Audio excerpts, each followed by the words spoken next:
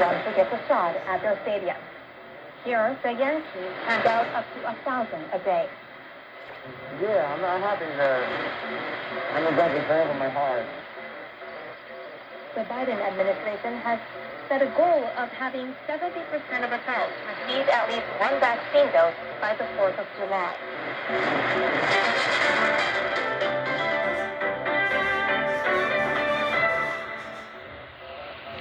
Israeli airstrikes and land fire continued into Thursday morning as the country's prime minister pledged to fight on.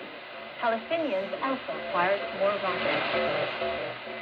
Israel claims to have killed many senior members of Hamas in targeted attacks on the militant group which controls Gaza.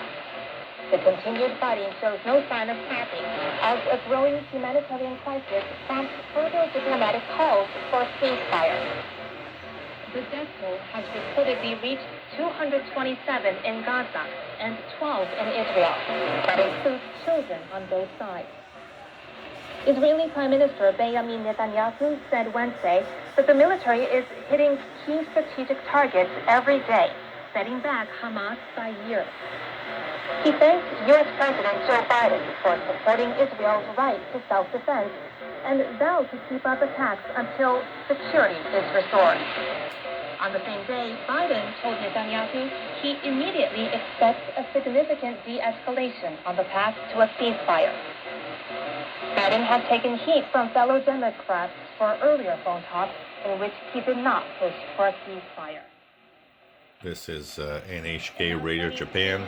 It's transmitted from the France transmitter site in Issoudun, France.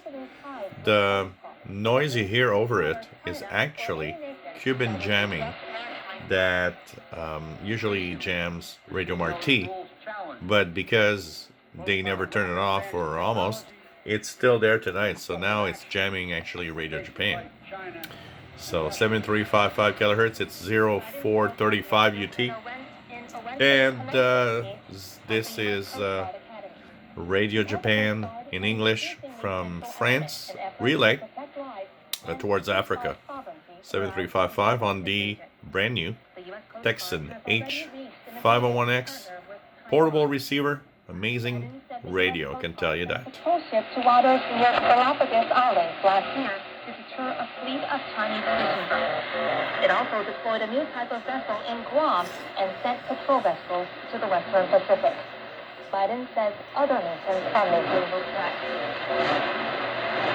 U.S. Customs authorities have blocked a shipment of Uniqlo shirts, saying the Japanese housing giant violated an import ban on cotton products from China's Xinjiang Uyghur Autonomous Region.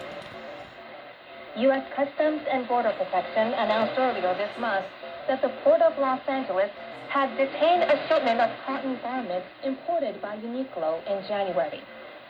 Washington has banned the import of such products from Xinjiang since last December, citing suspicions of forced labor. Uniqlo filed a protest, saying it buys raw materials for the shirts from Australia